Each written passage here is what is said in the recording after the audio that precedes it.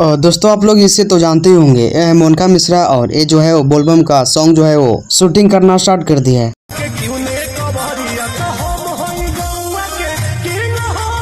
जैसा कि आप सभी को दिख ही रहा होगा इस वीडियो में कि टुनटुन यादव के सॉन्ग पे जो है रील बना रही है और जो है शूटिंग स्टार्ट कर दिया है बोलबम का।